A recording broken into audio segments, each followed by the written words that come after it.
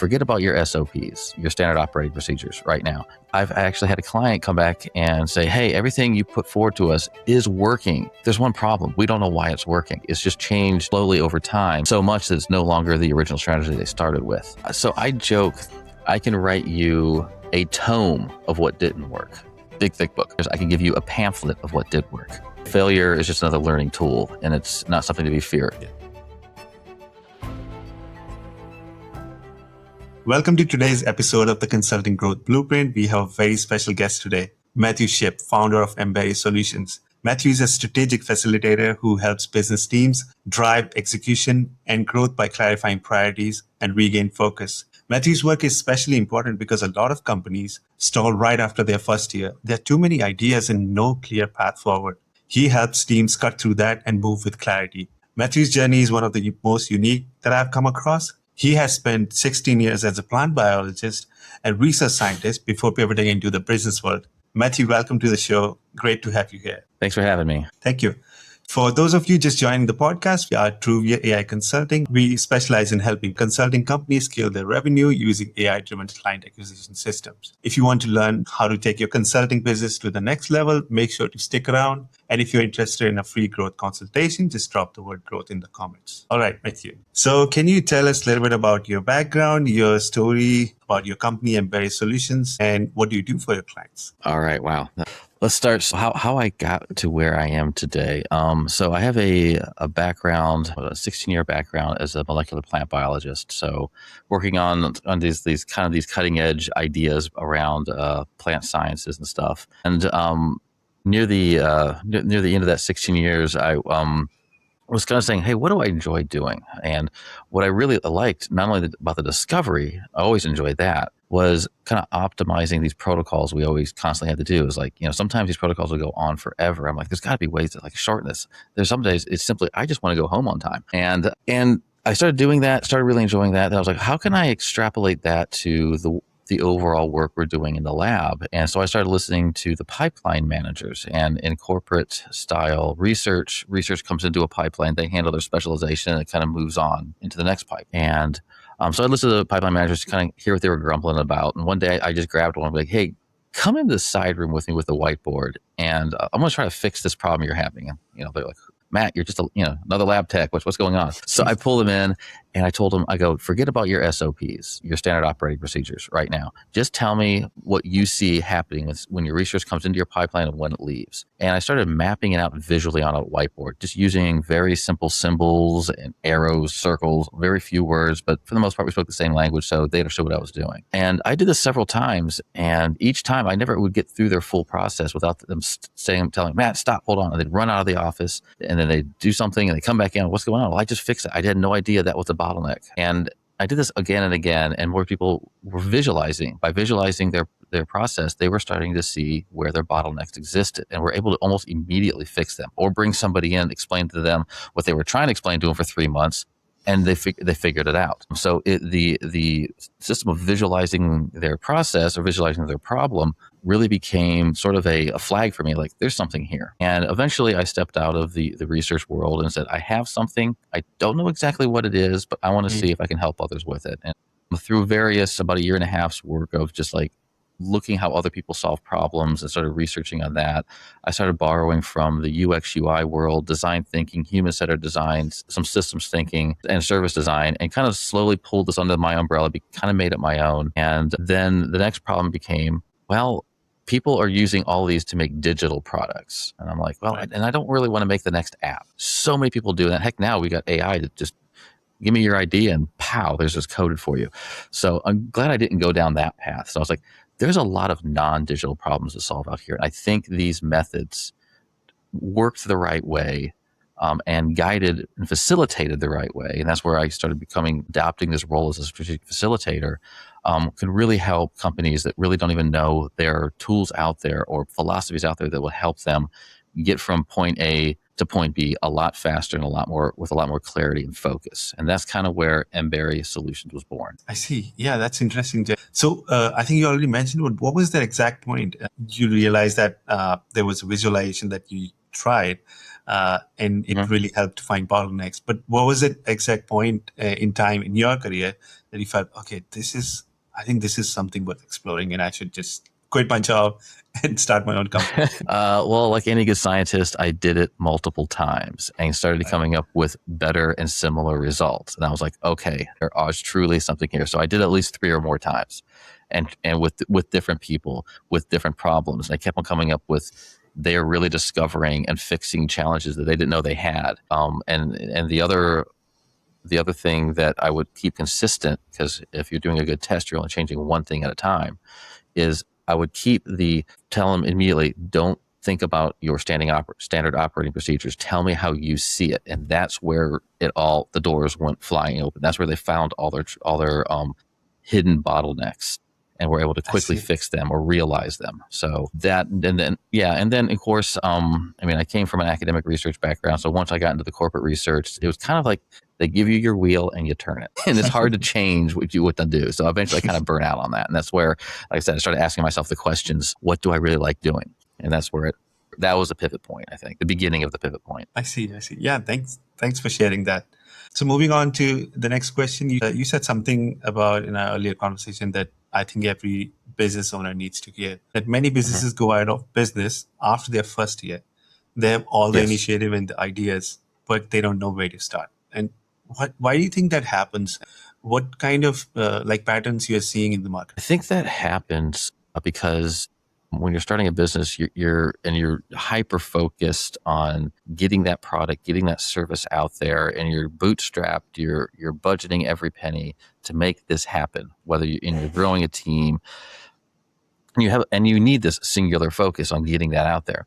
But once things start to gain momentum and your product or your service starts to sell and you're bringing in consistent income and you have this consistency, you either tend to A, look for what's next, or B, kind of rest on your laurels because, oh, I've got it. I made it. It's working. And what you don't see is, just like even in marketing, things echo 6 and 12 and 24 months down the road, is I've rested on the fact that I have some success, but all these other things are going to happen, and before you know it, the big scaling monster comes and says you got to scale or you're not going to survive because of your margins start closing on you. And that's usually they have the most successful year for revenue, and they haven't planned for how to adapt that. They think, oh, I've made it, and now I don't need to really adapt it. I can just kind of rest on this engine I've created. The other side are people who look up after bootstrapping and say, we've had a million ideas we've had to put on the back burner. Now we don't know which one to pursue, and we need to figure out what we need to pursue before it's too late. That's where I kind of like step in with those kind of people, those teams. But that's I think the difference between both being successful, and the difference is, the resting back on we've made it, or looking up and saying there's a lot more to do. I see. In essence, you mentioned that change is the only thing that is permanent, and companies have to re-innovate themselves in order to survive. Mm-hmm. And if they don't, Mm-hmm. I think it will not let you survive for a longer time. Yeah, thank you. Good.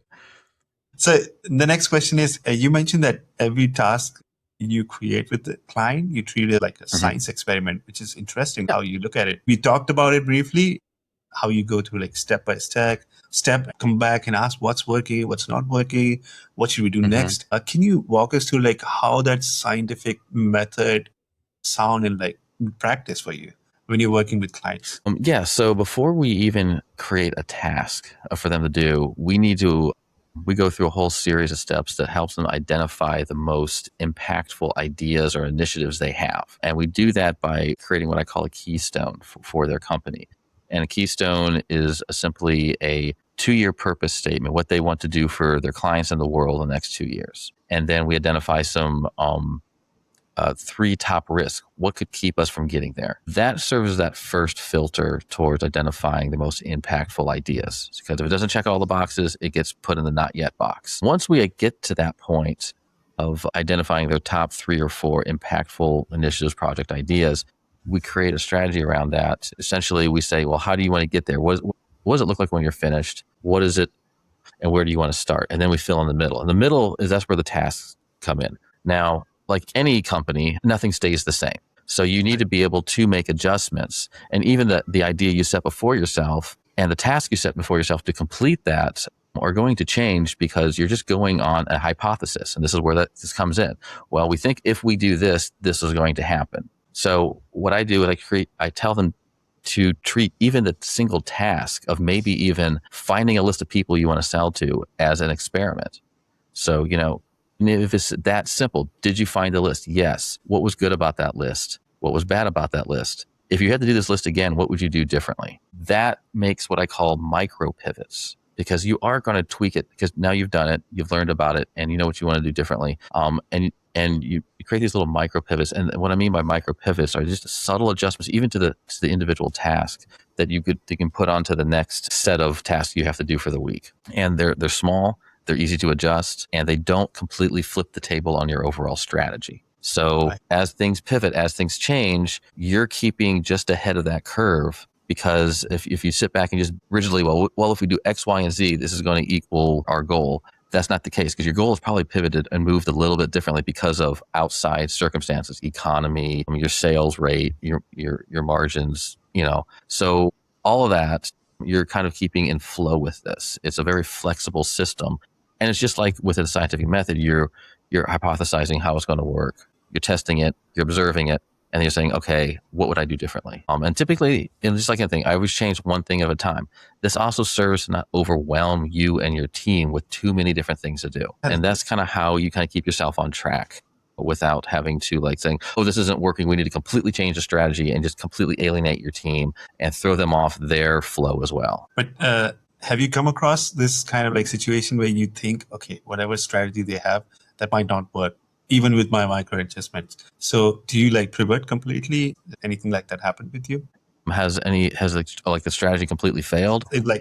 So if some teams, you find, okay, this strategy that they are going with might not work, might not be sustainable for a long time. So do you pivot? Yeah. So I haven't had anything really, in some ways, yes, in some ways, no. So know that they're still on the same strategy. It's just changed and pivoted slowly over time, so much that it's no longer the original strategy they started with. So they kind of organically flew into that strategy. And I see. So that's the no. The yes is interesting, is that I've actually had a client come back and say, hey, everything you put forward to us is working. There's one problem. We don't know why it's working. So I was like, okay, so what's the problem? So we went in. The problem for them, they were having a trouble tracking their marketing, where they were getting positive feedback from.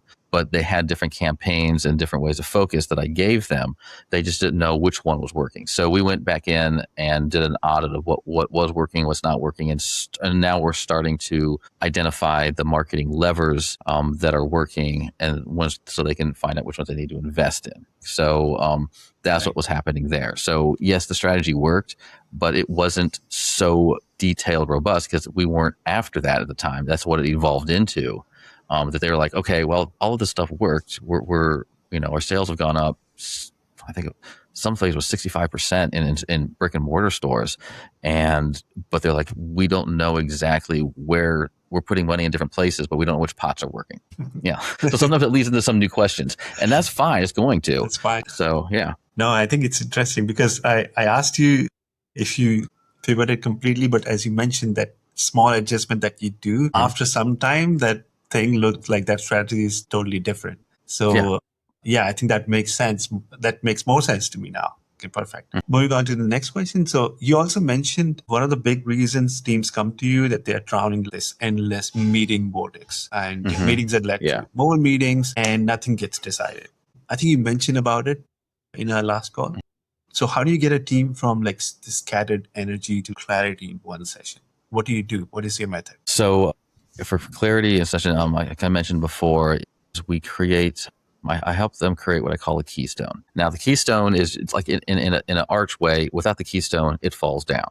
So a keystone is not your overall vision for your company. That's your foundation. A keystone is like an integral piece in that building, in that foundation. So it's like a 2-year goal, a 1-year goal, or purpose. From there, that kind of brings things to a little bit more shorter term. So you're not looking at everything, the whole ecosystem, but then I have them capture the whole ecosystem. And then we use that as one of the filters towards identifying those impactful pieces. So what I do, and this is there's 2 key pieces in that, is I work one to team. So I work with a leadership team, a developing leadership team with all their ideas, all their expertise. We bring that into one room. Then you bring in an outside person, a third person, myself, a facilitator.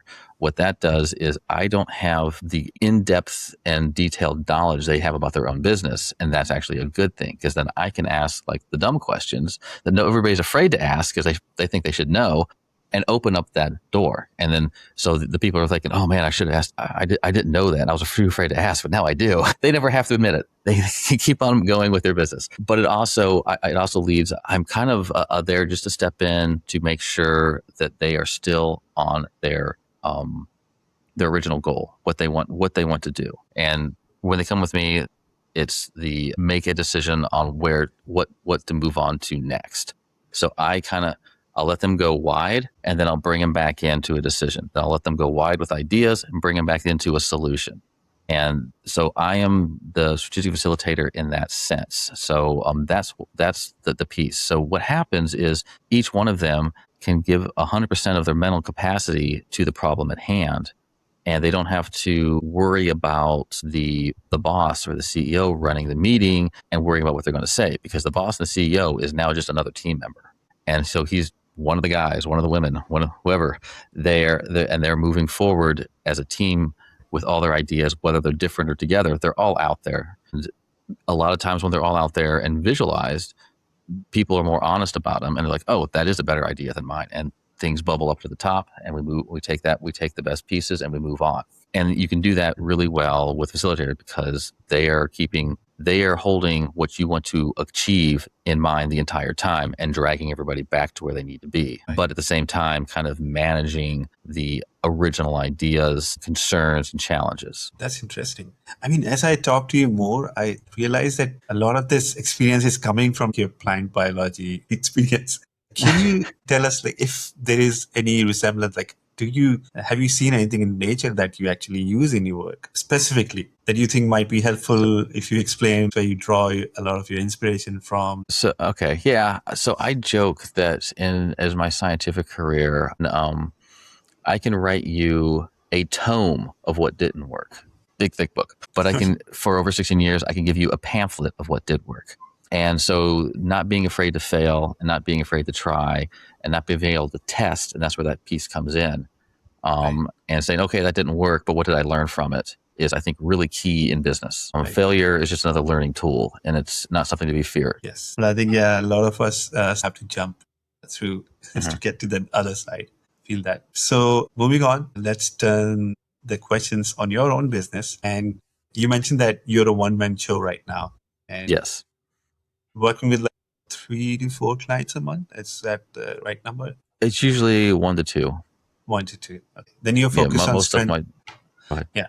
Then you focus most on like strengthening your own sales habits. So where is Emberry Solutions right now? Are you like active growth mode, working to get more clients, or are you in the phase of like finding your approach first? So I'm in the phase of strengthening my own personal sales and marketing a little bit. That's something, when you have a 16-year career as a biologist, you're basically a recluse with a pipette and you have no idea about business. So this has been a long, slow learning process for me. And accepting the fact that as a business owner, you have to sell, which I did not initially get into this to sell. I got into this to offer, help people solve these challenges of indecision. But at the same time, it took me a long time to admit to myself that, okay, in order to do this, you got to let people know about it, and you got to figure out how to sell it. So that's what I'm currently working on. Yes, that was the biggest piece I'm currently working on right now. And yes, and I'm always looking for a client. It takes a little time. Again, I'm not a one-to-one, I'm a one-to-team. And so I'm always looking for those kind of mid-stage companies that have a developing leadership team. They're not hard labeled COO, CFO, CEO. They're just that organic natural team has come up as a leadership group as the business grows. And they're at that pivot point where they've established a product, they've established a service. Now they're like, there's a lot more to do and we don't know where to start. That's where I like to step in, right, and help them sort all that out. So that's kind of where, like I said, I'm looking for that type of client. And yes, I am right now really I'm on the right track. I'm trying to curate at least a consistent piece of one client a month right now. Thanks for sharing that. that you are looking for those like specific companies. Hmm. Can you give us a little bit more information? What does that look like? I think you gave us like a skeleton of those Hmm. companies. Are those like non-profits usually, or they're like some like specific businesses that you Okay. like to work with? They're not nonprofits. Most of the time, they are, let's say they've been beverage companies. So I've worked with a coffee shop. I'm working with a RTD, which is a ready to drink canned cocktail group right now. I've also I've gone wide into healthcare. So I've helped, was part of a larger collaboration that worked Right. with the Blue Cross Blue Shield and redeveloping their customer service from the ground up. So that was a big collaboration. And then I've worked with healthcare manufacturing. They manufacture devices for hospitals and stuff. I've worked with them. So it's a wide array because they all share that same problem of we got to make a decision or else we're going to find ourselves on our heels. I think, I wanted to understand a little bit more because the method you described, that you're looking for those specific problems to solve. So Okay. usually, maybe if you find that problem in like certain companies, certain structures, Okay. that you can just filter out, okay, this is my company that I need to work with. So a company that feels like they're stuck in data fog. So they're paralyzed by indecision or waiting for that perfect data that never comes.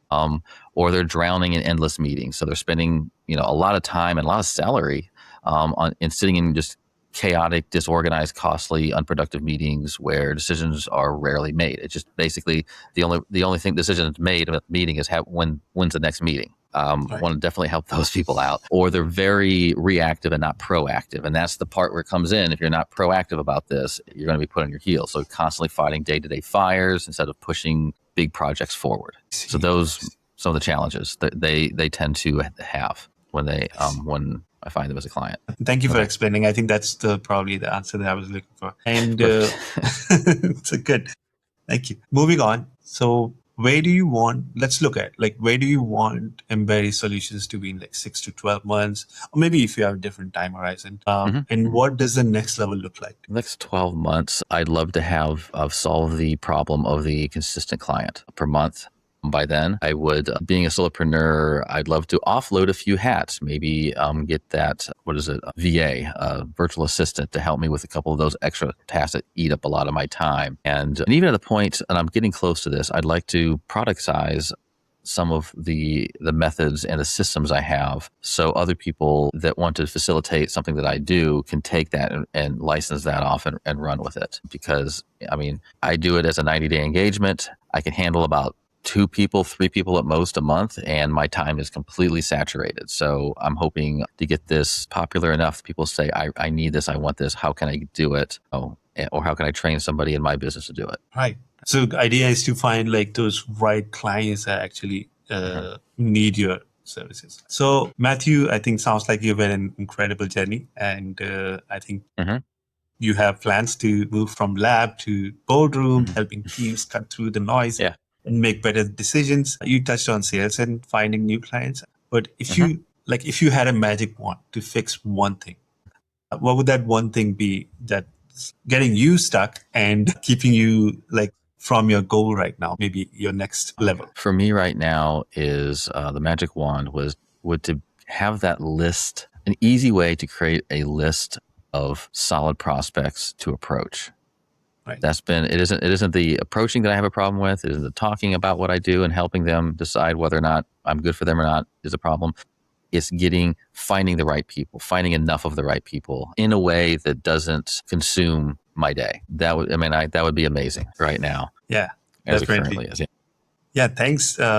Thanks for sharing a lot of things about your business, about your philosophy, about your story. So Matthew, before we wrap up, for anyone listening whose team is like stuck and they're in like meeting vortex, nothing is working out, and they want to reach out to you, where can they find you? What's the best way to connect? The best way to find out about me, 2 places: LinkedIn, Matthew Shipp, and also my website, mberrysolutions.com. And if you're interested in talking to me about it, I do offer a kind of what I call a cupcake offer. It's just a small offer. It helps you build that keystone. I'll help take a 90-minute facilitation workshop with me and your team, and we'll build that first step, that keystone for you. Matthew, this has been like amazing conversation.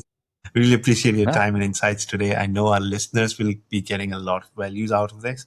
I think I excellent.